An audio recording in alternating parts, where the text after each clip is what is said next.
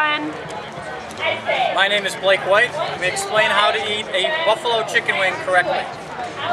When you have a flat wing, you need to use 2 fingers. Make sure you have plenty of napkins and wipes available when you're done. First, you want to make sure you take off the top layer. Wow, okay, that's your cue. Okay. Not bad. Thank you. Our judges, this is your Work your way along like you're eating a piece of corn. You start on one end. Okay, you're going to start right there.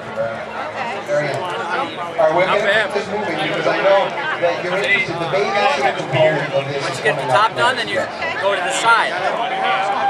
Judges, are you ready? Then, once you get that, you pull the chicken wing apart. To satisfy my Clean off the smaller bone first. This is yours. Discard that. Then you have the best part left. The most tender chicken right here.